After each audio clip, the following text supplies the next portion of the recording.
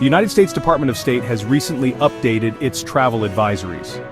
There are also major updates on travel advisories that you should know about, including the possibility of dangers from dual citizenships. Yeah, this is a really serious issue. Mexico continues to grapple with high levels of violent crime, including kidnapping, robbery, and carjackings. The United States government has imposed strict restrictions on its personnel, prohibiting travel to certain states such as Colima, Guerrero, Michoacán, Sinaloa, Tamaulipas, and Zacatecas due to rampant crime and abductions. Travelers are advised to exercise similar precautions, especially outside major cities with limited emergency services. While Brazil remains a popular tourist destination, the advisory urges heightened caution. Due to cross-border crime, United States citizens are advised to avoid areas within 150 kilometers of Brazil's borders with countries like Venezuela, Colombia, and Peru. Within urban zones, informal settlements known as favelas and certain satellite cities of Brasilia are flagged as no-go areas after dark due to elevated crime rates, including armed robbery and assaults. A nationwide state of emergency is in effect in Trinidad and Tobago, amid a spike in gang violence, shootings, and kidnappings.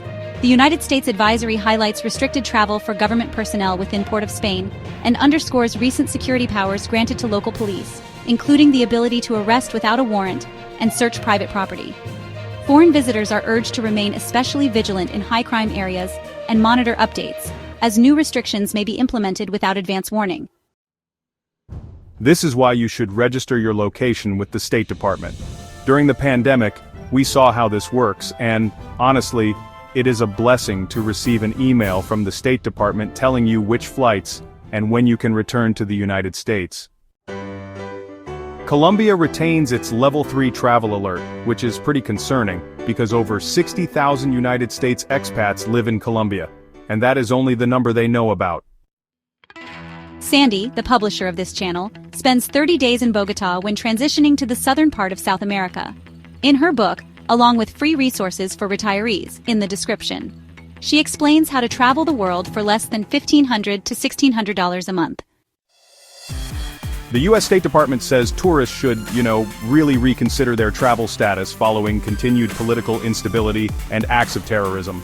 Protests and civil unrest are known to turn violent without any warning, with criminal groups targeting busy areas like airports, restaurants, and shopping centers. Tourists are urged to avoid nighttime travel, stay away from crowds, and, remain vigilant in public spaces. The advisory for Russia remains at the highest level: do not travel, due to an ongoing war, the threat of wrongful detentions, and widespread government surveillance. The U.S. Embassy has significantly reduced its capacity to assist travelers, and there are growing risks for dual nationals, who may be forced into military conscription or even barred from leaving the country.